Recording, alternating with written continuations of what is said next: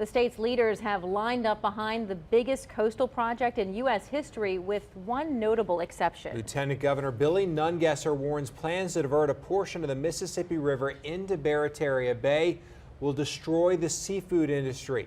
John Snell looks into the role Nungesser plays in the debate in this Coast and Crisis report.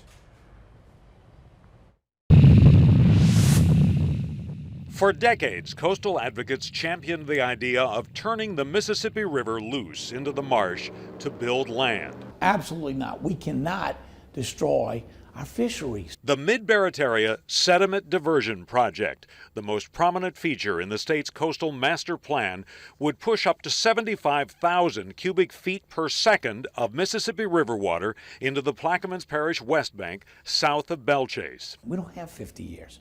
We better come up with a 5 to 10 year plan. Computer modeling shows land building from the project would actually peak after 30 years, but with a price. Damaging fisheries and, according to one recent study, wiping out dolphins in a large portion of Barataria Bay.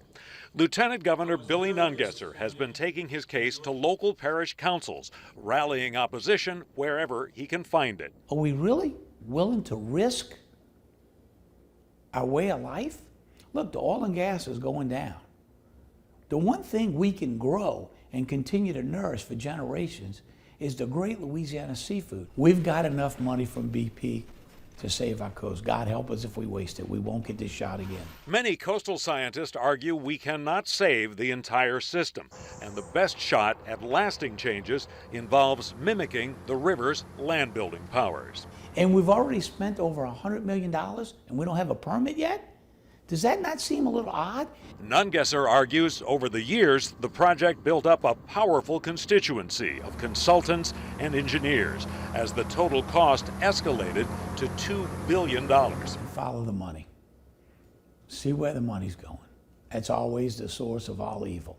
There's $300 million in mitigation and contingency funds that are set aside. At a seafood promotion meeting Nungesser organized, CPRA Chairman Chip Klein promised the agency will detail more specific efforts in coming weeks to soften the blow to fishermen.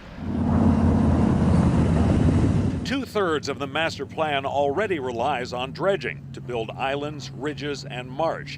Many scientists argue those efforts are not sustainable without pushing back the saltwater. Lieutenant Governor Nungesser, I think, is on everyone's radar just because he's who he is, and he makes it his business to be noticed. Environmental advocates say the state already lost decades analyzing and reanalyzing the science.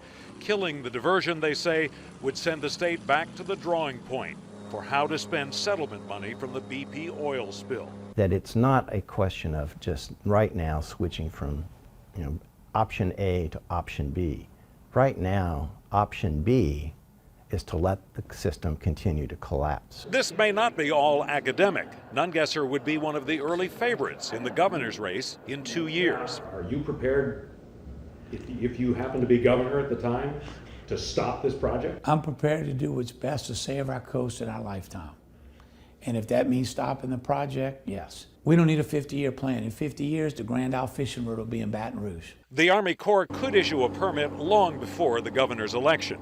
But in the court case and the appeals certain to follow, Billy Nungesser could be the wild card. John Snell, Fox 8 Local First.